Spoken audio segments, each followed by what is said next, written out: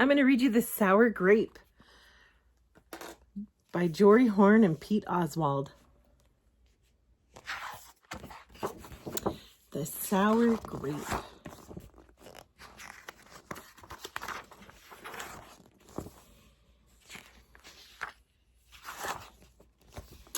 I'm a grape, a sour grape. Grr.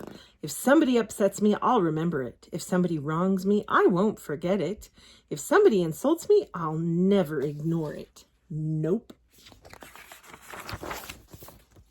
See that banana over there? That banana slipped and bumped into me, so I'm holding a grudge. See that orange? That orange didn't call back for a week. Grudge. See that lime? That lime borrowed my scarf and never returned it. Grudge. I suppose I've got pretty thin skin for a grape. Nobody steps on this grape. Grr. Granted, it wasn't always this way. I grew up in a close-knit bunch. There were about 3,000 of us in our little community. We were sweet to each other. You look nice today. So do you. No, you do. We all lived on a vine. Sure, it was a bit claustrophobic, especially when we were trying to get ready in the morning. Are you done in there? Come on. But my family was ripe with humor, goodwill, and warmth. We did our best with what we had. Are you going to finish that?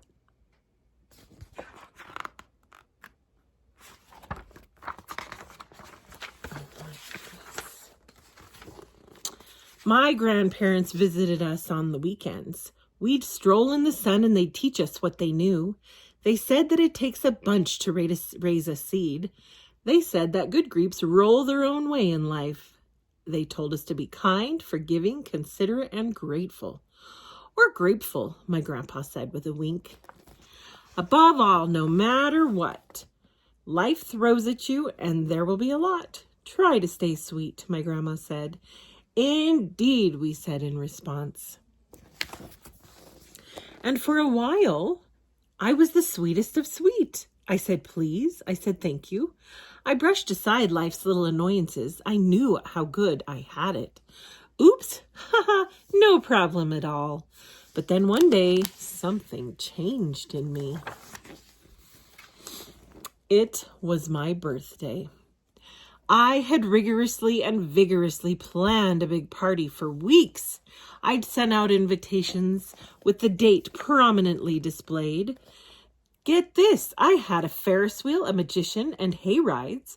I had snacks upon snacks upon snacks. The highlight of the party, though, was a fireworks display, which would happen at sundown. I stood out front and waited for folks to arrive. I had a gigantic smile on my face. I waited. Everybody was a little late, it seemed. No big deal, no big whoop. So I waited. A tumbleweed rolled by. A coyote howled in the distance. The sun sank behind the hills, and I waited. Nobody showed up. And I mean nobody. By the time the fireworks show started, with me as the sole spectator, I was scowling.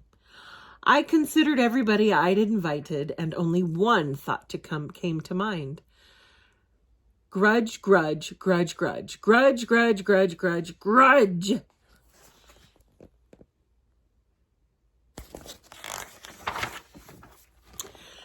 After that, my personality became entirely something else. I went from a sweet grape to a sour grape, a bitter grape, a snappy grape. Who moved my chair? Finally, I became a sour grape. Grrr! I started holding minor grudges that eventually became major grudges. Why don't you watch where you're going? I scowled so much that my face got all squishy. You know what? Don't even bother calling me back. I took my grumpiness out on others. Are you ever going to return my scarf? And that's just how it's been, day after day, week after week, month after month, grudge after grudge. But something happened recently that changed my thinking. I was getting ready to meet up with my friend Lenny, the only fellow I know who's as sour as I am. Lenny and I usually go to the park where we sit on a bench and rant about stuff. But as I was heading out the door, I bumped my knee. Ouch. After I bandaged myself up, I discovered I had a flat tire. Then I missed the bus, and the next bus was late. Finally, I got off at the wrong bus stop. Sheesh.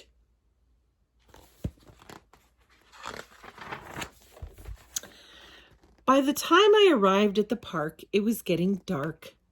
Lenny was fuming and furious with a frown and a furrowed forehead. His face looked all squishy. We agreed to meet at exactly 4 o'clock. You're 3 hours late.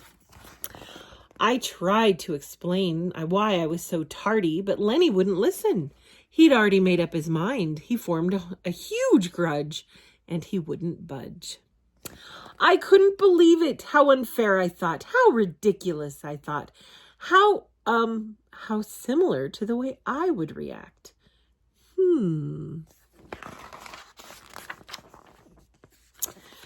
Lenny was pretty worked up. He was pacing back and forth, emitting occasional grumbles. His tone was tart. Besides, it was nice out. I noticed the sky changing colors, the melodic chirping of the birds, and the evening breeze, the buzz of the park's insects coming alive at night. I suddenly felt grateful and peaceful and calm. Had I been missing all this simple beauty because I was too busy complaining? Meanwhile, old Lenny stormed off muttering something about disrespect and lack of consideration. I'm pretty sure I heard him add a grr, too. I walked home. I pulled out a dusty box from under my bed. There were old family photos inside. I spotted myself in one of the pictures. I was so sweet. I knew that little grape from the photo was still a big part of me. Deep down, it would just take some work to get back there again. And that was the exact moment I found the invitation I had sent out for my infamous birthday party. The one where nobody showed up. It said May 31st. But wait a minute. Here, my birthday was on May 21st. Alas, I'd told everyone to come on the wrong day. Gulp. It was all my fault. I realized nobody's perfect. Not even me. After that day, I started noticing other things, too. Like how remaining sour all the time is so draining. I'd wasted so much energy holding grudges when I could have easily cleared the air if I'd felt hurt. And yes, I still get upset from time to time, but that's okay, because now I just talk and listen, and I work things out instead of just walking away. My sourness is fading. I'm letting go of all my grudges, and hey, it's working. Slip-ups happen. I'm just glad you're okay. Aw, thanks. That scarf looks sublime on you. Why don't you keep it? Really? You're the best. Orange, you glad we caught... I can't even say it straight. Aren't you glad we got to catch up? I'm so grateful that we did. So, sure, sometimes I still let out a grr when I'm frustrated. Like this. Grr. But then I move on. My face is less squishy, too. Oh, don't worry. Things are okay with Lenny again. Gosh, sorry I'm late. You must be furious. No big deal, my friend. You know what? If you look at things in the right sort of way, and if you remember to be kind, considerate, forgiving, and grateful, life can be pretty sweet. Yes, indeed. The end.